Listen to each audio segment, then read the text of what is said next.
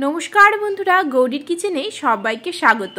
आज के आमी बानाबो शीतकाले नतून बेगुन और आलू दिए बोयाल माछेर झोल रेसिपि।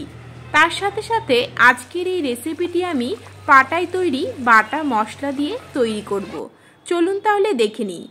तार जन्य प्रथमेई बोयाल माछटाके नुन ओ हलुद दिए मेखे नेब। एबारे माछटाके भेजे नेब। तार जन्य कड़ाइयेर मध्य दिए दिচ্ছি 2 टेबिल स्पून सर्षेर तेल। आजके रान्नाटा आमी बाटा मशलाय तैरी करছি।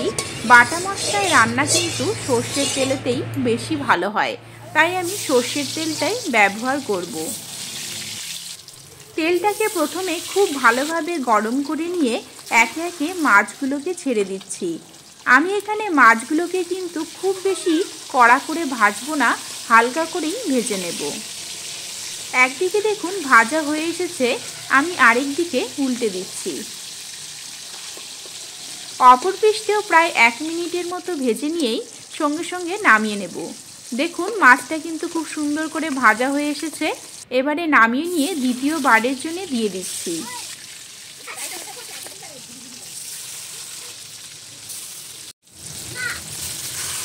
एबारेও किन्तु ठीक एकই भावे भेजे नेब।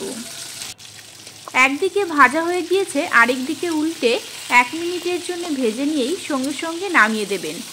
खूब कड़ा करे किन्तु बोयाल माछटा भाजবেন ना, ताहले किन्तु माछेर टेस्टटा बेशी भालो आसবে ना।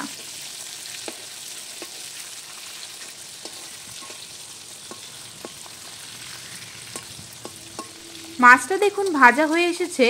একটা আপনাদের দেখিয়ে দিচ্ছি ঠিক কতটা মাছটা ভেজে নিতে হবে। দেখুন ঠিক এই রকম এলেই নামিয়ে নেবেন। একই তেলের মধ্যে এবারে নুন ও হলুদ দিয়ে মেখে রাখা বেগুনগুলো ভেজে নেব। এখানে আমি 4টে বেগুন নিয়েছি। বেগুনগুলোকে হালকা লাল করে ভেজে নেব। তবে এই সময় কিন্তু ঢেকে ভাজবেন না, তাহলে বেগুনটা নরম হয়ে যাবে। বেগুনটা দেখুন খুব সুন্দর করে ভাজা হয়ে গিয়েছে। এবারে নামিয়ে নিচ্ছি। একই তেলের মধ্যে দিয়ে দেব হাফ টিস্পুন গোটা জিরে, 3টে শুকনো লঙ্কা এবং 3টে তেজপাতা ফোড়ন। তার সাথে দিয়ে দিচ্ছি নুন ও হলুদ দিয়ে মেখে রাখা আলু। এখানে দেখুন আমি নতুন আলু কিন্তু ব্যবহার করেছি। শীতকালের নতুন আলু এবং নতুন বেগুন দিয়ে এই বোয়াল মাছের ঝোলটা খেতে কিন্তু দারুণ লাগে। আলুটা একটু ভাজা ভাজা হয়ে এলেই দিয়ে দেব একটা পেঁয়াজ কুচি। পেঁয়াজটা ভেজে নিয়েই দিয়ে দেব একটা পেঁয়াজ বাটা, 1 চা চামচ জিরে বাটা, হাফ ইঞ্চি আদা বাটা, 2টো শুকনো লঙ্কা এবং 2টো কাঁচা লঙ্কা বাটা। ঝালটা কিন্তু অবশ্যই নিজেদের স্বাদ অনুযায়ী কম বা বেশি করে নিতে পারেন। এর সাথে দিয়ে দিলাম সামান্য পরিমাণে জল। এবারে মশলাগুলোকে খুব সুন্দর করে নেড়েচেড়ে নিয়ে মিশিয়ে নিয়েই দিয়ে দেব 1 টেবিল স্পুন নুন এবং হাফ টেবিল স্পুন হলুদ গুঁড়ো। এবারে মশলাগুলোকে খুব সুন্দর করে নেড়েচেড়ে নিয়ে মিশিয়ে নেব। মশলা কষানোর সময়ই অবশ্যই কিন্তু নুনটা দিয়ে দেবেন, তাহলে মশলার টেস্টটা কিন্তু ভালো আসে।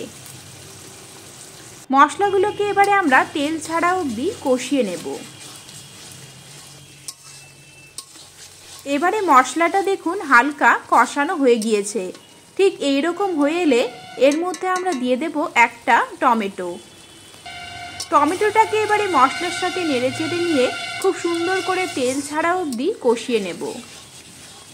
আমি যেরকম কন্টিনিউয়াসলি নেড়ে যেতে যেতে মশলাটা কষিয়ে নিচ্ছি, এইভাবে একটু কষিয়ে নেবেন, তাহলে দেখবেন মশলাটা খুব সুন্দর করে ভাজা ভাজা হয়ে কষানো হয়ে যাবে। কোনো রকম কিন্তু কাঁচা গন্ধ থাকবে না।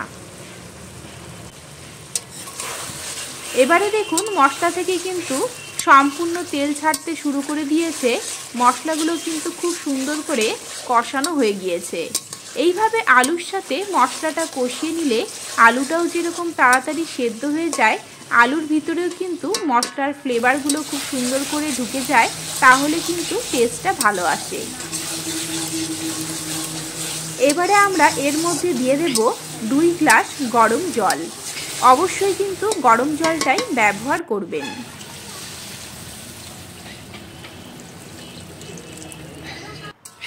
ঝোলটাকে এবারে নেড়েচেড়ে নিয়ে ভালোভাবে ফুটিয়ে নেব। ঝোলটা দেখুন ফুটে উঠেছে। এবারে এর মধ্যে আগে থেকে ভেজে রাখা বেগুন এবং ভেজে রাখা মাছটা দিয়ে দেব। আলতো হাতে মাছ এবং বেগুনটাকে নেড়েচেড়ে নিয়ে ঝোলের সাথে মিশিয়ে নেব। এবারে আমি এই ঝোলটাকে আরও 10 মিনিটের জন্য ফুটিয়ে নেব, যাতে মাছ এবং বেগুনের ফ্লেভারটা খুব সুন্দর করে ঝোলের মধ্যে বেরিয়ে আসে। ঝোলটা দেখুন ফুটে উঠেছে। এখানে ঝোলটা আপনাদের পছন্দ অনুযায়ী কম বেশি করে নিতে পারেন। দেখুন আলুটাও খুব সুন্দর করে সেদ্ধ হয়ে গিয়েছে এবং মাছ এবং বেগুনটাও ভালোভাবে কিন্তু ঝোলের সাথে মিশে গিয়েছে। বোয়াল মাছের কিন্তু একটা নিজস্ব টেস্ট থাকে, তাই আমি এখানে গরম মশলা গুঁড়ো এবং ধনেপাতাটা ব্যবহার করব না। তাহলে বন্ধুরা আজকের এই রেসিপিটি আপনাদের কেমন লেগেছে আমাকে অবশ্যই কমেন্ট করে জানাবেন। ভালো লাগলে আমার চ্যানেলটিকে সাবস্ক্রাইব করে নেবেন, লাইক ও শেয়ার করবেন। এরকমই আরও অনেক রেসিপি আমার চ্যানেলে রয়েছে, যেগুলো লিঙ্ক ডেসক্রিপশন বক্সে দেওয়া আছে, অথবা আপনারা আমার চ্যানেল ভিজিট করলেও দেখতে পারবেন। তাহলে বন্ধুরা আজকের মতো এখানেই শেষ করছি। দেখা হবে নেক্সট রেসিপি নিয়ে। ভালো থাকবেন, ভালো রাখবেন, ভালো ভালো খাবেন। নমস্কার।